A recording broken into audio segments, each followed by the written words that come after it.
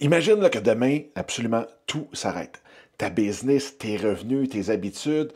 Fait que, comment tu réagirais à tout ça? Est-ce que tu paniquerais ou tu serais plutôt serein, relax, tranquille? La vérité, c'est que, comme tu le sais, surtout de ce temps-ci, le monde est absolument imprévisible. Autant les crises mondiales, les changements d'algorithmes, des imprévus personnels, peu importe. Donc la vraie question n'est pas comment éviter les crises, mais plutôt comment faire pour bâtir une business qui va naviguer, qui va nous aider nous-mêmes à naviguer à travers ces crises-là avec sérénité. Aujourd'hui, ce qu'on fait, c'est qu'on regarde trois grands piliers qui vont faire en sorte que tu vas pouvoir bâtir ta business justement pour être capable de naviguer à travers n'importe quelle crise. La première chose, tu vas l'avoir deviné, c'est de diversifier complètement tes revenus. Ne pas juste te fier sur une seule source, comme des revenus qui viennent de Facebook, de YouTube, d'Instagram, peu importe, d'avoir juste des revenus qui reviennent de ces plateformes-là.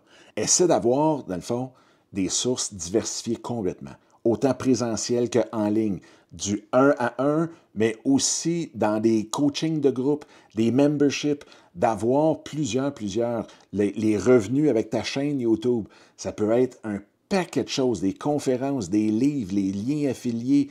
Juste pour te donner une idée, dans mon coaching de YouTubers Inc., bien, on avait 27 différentes sortes de revenus qu'on pouvait faire avec et sur YouTube. Donc, il en existe des dizaines et des dizaines de sources de revenus que tu peux générer dans ta business et qui vont te permettre de justement aplanir tous les effets de n'importe quelle crise que tu vas pouvoir traverser. Après ça, l'autre chose, le deuxième pilier, super important, c'est d'avoir une business qui respecte ton énergie, tes cycles d'énergie. Chez les femmes, c'est encore plus important. Vous avez des cycles sur 28 jours. Vous avez complètement quelque chose à aller chercher de ce côté-là. Est-ce que votre business peut respecter ces cycles-là, cette énergie-là que vous avez? Donc, une business qui est alignée va venir te soutenir et non pas te drainer. Donc, ce que tu peux te poser comme question présentement, c'est est-ce que si je devais ralentir un peu, prendre une pause, juste travailler moins fort, moins souvent, est-ce que ma business durerait? Est-ce qu'elle serait affectée? Maintenant, le troisième pilier, c'est apprendre à traverser n'importe quelle tempête avec clarté. Ne jamais réagir sous le coup de l'émotion. Est-ce que tu as des systèmes en place pour pouvoir te laisser respirer, te laisser décanter la tempête, que ce soit un groupe d'amis ou un groupe d'entrepreneurs avec lequel tu es, que tu peux échanger? Est-ce qu'il y a une personne que tu peux appeler un mentor?